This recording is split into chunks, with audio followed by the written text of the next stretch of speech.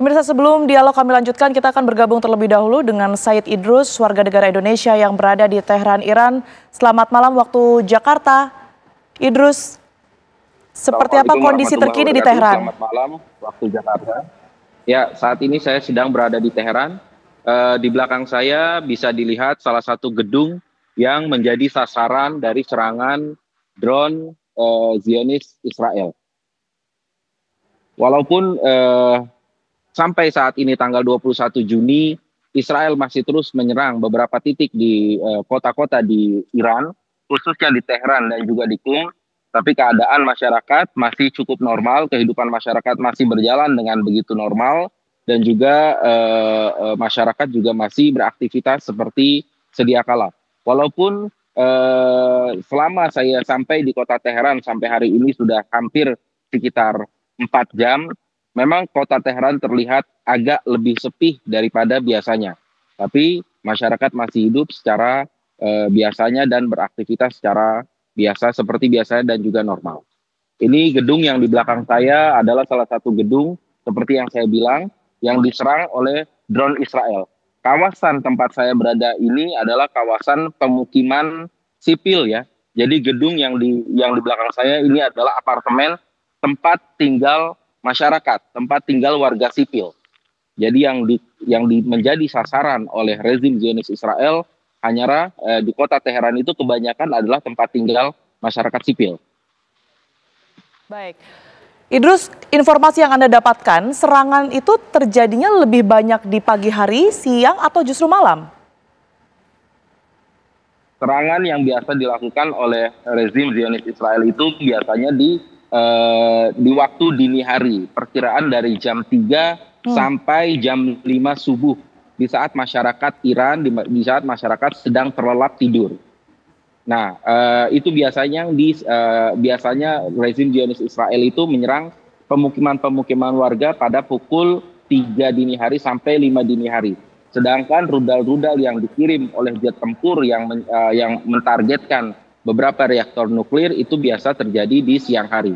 Tapi kalau menuju pemukiman umum, pemukiman masyarakat itu biasanya dilancarkan pada dini hari ketika masyarakat sedang tidur di dalam rumahnya. Baik, Idrus, informasi terbaru yang kami terima ini sudah ada warga negara Indonesia di Iran yang kemudian dievakuasi. Anda bisa ceritakan seperti apa kemudian ini jalannya proses evakuasi ini? Ya, proses evakuasi dari WNI itu berjalan dari hari Kamis ya. Hari Kamis itu seluruh warga Indonesia dari beberapa kota Iran berkumpul semuanya di KBRI Teheran. Dan hari Jumatnya di pagi hari mereka mulai jalan dari Teheran menuju utara Iran. Karena utara Iran berbatasan dengan Azerbaijan. Nah, menurut informasi dari kawan-kawan yang ikut dalam proses evakuasi tersebut, mereka sampai di border Tehran, di border. Sedikit tadi informasi yang sudah kita dengar sama-sama bahwa memang proses evakuasi ini sudah dilangsungkan sejak hari Kamis. Kami mungkin kembali tersambung dengan Idrus. Idrus, sudah bisa mendengar suara kami di studio? Baik. Iya, jelas. Baik, Idrus, silakan informasi yang bisa Anda berikan berkaitan dengan proses evakuasi. Ya, proses evakuasi tadi seperti yang saya katakan berjalan dari hari Kamis ya. Hari Kamis seluruh warga Indonesia yang masuk dalam agenda evakuasi gelombang pertama berkumpul di Teheran, berkumpul di KBRI Teheran.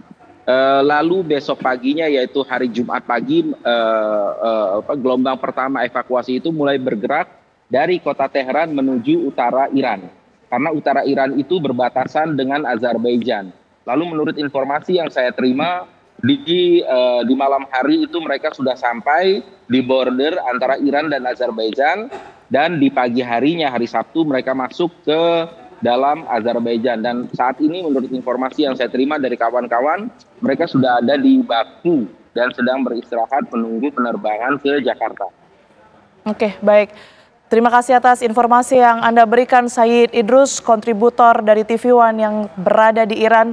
Sehat selalu dan jaga selalu keamanan Anda. Saya akan ke Mas Agung ya. Mas Agung, tadi pertanyaan menggantung begitu ya. Kalau kita melihat eskalasi perang yang kemudian semakin membesar, kemudian juga Israel ini dalam tanda kutip ini kalah begitu ya, tidak berhasil melancarkan serangan ke Iran, sedangkan Iran sendiri menyebutkan bahwa bisa jadi nuklir adalah satu-satunya jawaban untuk mengakhiri ini semua. Akan seperti apa nanti ujungnya? Ya, jadi dalam konteks seperti ini sebenarnya saya lihat Israel itu sebenarnya menunggu Amerika Serikat juga sebenarnya. Ya, dengan kemudian Amerika Serikat memberikan waktu sekitar 2 minggu, itu sebenarnya kan juga sebagai bentuk apa ya?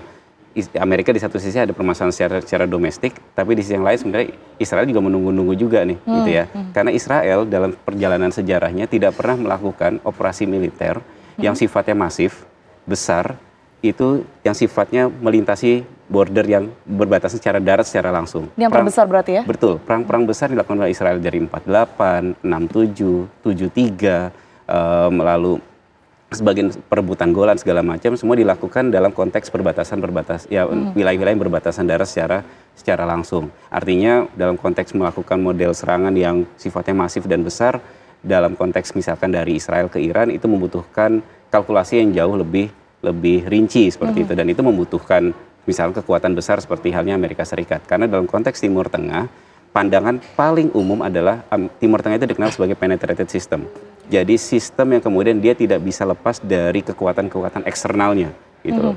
Nah, kekuatan eksternal itu akan kemudian masuk ketika memang masuk dalam artian operasi militer ya. Kalau memang yang tadi Prof Yon sebutkan kepentingannya terganggu ya. Dalam konteks terakhir misalkan dinamika di Suriah, Rusia punya langkah yang lebih masif. Kenapa? Karena memang kepentingannya terganggu di wilayah Latakia dan Tartus. Nah, kalau kemudian dalam konteks Iran ini misalkan Hormuz itu lebih bergejolak lagi, nah mungkin Amerika punya kalkulasi untuk kemudian punya afirmasi untuk masuk selain masalah perlindungan terhadap warga negara Amerika yang tadi disebutkan oleh Prof Yon seperti itu. Itu yang bisa saya lihat. Oke, menarik Mas Agung berkaitan dengan hal ini ya. Kemarin saya juga habis berbincang dengan Duta Besar Iran untuk Indonesia begitu dan menyebutkan sebenarnya apa yang dilakukan Iran saat ini adalah bentuk pertahanan terhadap negaranya, belum perang dan bukan perang begitu ya. Artinya ketika Israel nantinya akan berhenti, mereka pun juga akan berhenti melakukan serangan. Anda sendiri mengartikan ini seperti apa? Self defense itu saya lebih melihat memang self defense itu dilakukan oleh Iran, bukan oleh Israel. Israel selalu mengasumsikan serangan dilakukan itu sebagai bentuk preemptive strike. Preemptive strike didefinisikan secara lebih sederhana adalah ketika Anda melihat ada orang lain yang punya niat untuk memukul Anda, maka Anda berhak untuk memukulnya lebih dahulu. Dalam konteks hukum internasional ini perdebatan, tapi itu menurut saya itu bukan self defense ya. Walaupun ya Israel menyebutnya sebagai ada ancaman yang sifatnya konkret dan segala macam. Nah, tapi dalam hal ini Iran sebagai respon. Jadi respon atas apa yang dilakukan oleh Israel. Makanya kemudian sangat rasional apa yang kemudian dikatakan oleh Dubes Iran tadi. Ya, aksi retaliasi itu kemudian sebagai respon atas apa yang dilakukan oleh Israel terhadap Iran. Oke, baik. Saya mungkin ke Bang Philips terlebih dahulu ya. Bang Philips, tadi kita sudah sama-sama menyimak bagaimana kemudian ini kondisi terkini di Iran begitu ya. Apa informasi terbaru yang kemudian disampaikan atau masuk ke pemerintah dan juga berkaitan dengan proses evakuasi, karena ini kan terbilang banyak ya. Informasi terakhir kami menerima ada 380 sekitar itu warga negara Indonesia yang kemudian berada di Iran. Ya, seperti yang saya sampaikan tadi, memang dalam konteks evakuasi, Indonesia itu ada 386 WNI di wilayah Iran. Ketika kita membuka pendaftaran untuk mereka yang ingin dievakuasi dan perlu dievakuasi tentu saja itu ada 116. Karena itu sebetulnya itu adalah jumlah yang sehari ini kita terima. Tentu saja pemerintah Indonesia terus-menerus menghimbau warga yang belum melapor atau belum ingin dievakuasi mungkin sebaiknya meninggalkan tempat yang berbahaya untuk keselamatannya. Demikian, Mbak. Dan saya kira hal yang kedua adalah semakin lama konflik ini terjadi mungkin akan semakin sulit untuk mengevakuasi. Karena itu di waktu-waktu yang kritikal semacam ini maka pemerintah menghimbau kepada WNI untuk bersedia dievakuasi dari wilayah konflik baik di Israel maupun di Iran ini. Demikian. Baik, Bang Philips, ini kalau melihat dampak ke Indonesia sendiri ya sejauh ini dari dua perang antara kedua negara ini baik Israel maupun juga Iran, sudah ada yang dirasakan ke Indonesia secara langsung atau bagaimana? Sebetulnya nanti mungkin dampaknya kalau perang akan berlangsung lama tentu saja tidak hanya Indonesia, yang akan terganggu adalah mungkin ekonomi, supply energi, dan juga mungkin bila harga minyak melonjak misalnya, tentu saja itu akan menjadi masalah bukan hanya bagi Indonesia tetapi bagi semua negara. Namun demikian kita terus-menerus berusaha agar konflik itu betul-betul bisa dideeskalasi. Walaupun wilayah Timur Tengah ini adalah wilayah yang terlalu rumit, mereka selalu seringkali terjadi perubahan-perubahan pola hubungan antara berbagai negara ini. Misalnya beberapa waktu yang lalu sebelum konflik ini mengemuka, sudah ada semacam rapprochement, ada hubungan-hubungan yang sepertinya mulai terjadi, misalnya antara Arab Saudi lebih lunak terhadap Israel sebelum 7 Oktober tentu saja. Juga ada negara-negara lain yang terlibat dan memiliki hubungan ekonomi dengan Israel seperti Turki dan beberapa negara lain. Lalu ada pola hubungan yang berubah juga antara Arab Saudi dengan Qatar, dengan Uni Emirat Arab dan Uni Emirat Arab dan lain-lain. Dan kemudian dia bisa berubah dengan sangat cepat. Karena itu bagi Indonesia tentu saja yang paling utama adalah kita tidak pernah meninggalkan Palestina. Komitmen sejak dulu sampai sekarang adalah tetap mengusahakan, mengupayakan terus-menerus agar Palestina bisa menjadi negara yang merdeka dan berdaulat. Tentu saja dengan memperhatikan kita harus juga menjaga hubungan dan situasi yang kondusif di Timur Tengah. Karena itu semua platform diplomasi yang mungkin itu dilakukan oleh pemerintah Indonesia. Baik, Bang Philips. Misalnya bahkan kemarin juga di Rusia Presiden Prabowo sempat menyinggung juga dalam pidatonya di Saint Petersburg, Indonesia tetap akan menjadi negara yang selalu mengusahakan perdamaian di konflik manapun yang terjadi. Baik, Indonesia akan selalu menjadi negara yang mengutamakan perdamaian begitu ya. Terima kasih banyak Bang Philips telah bergabung bersama kami di Apa Kabar Indonesia Malam. Dialog masih akan kami lanjutkan. Pemirsa, di segmen berikutnya bersama dengan dua narasumber di studio kami akan kembali untuk Anda.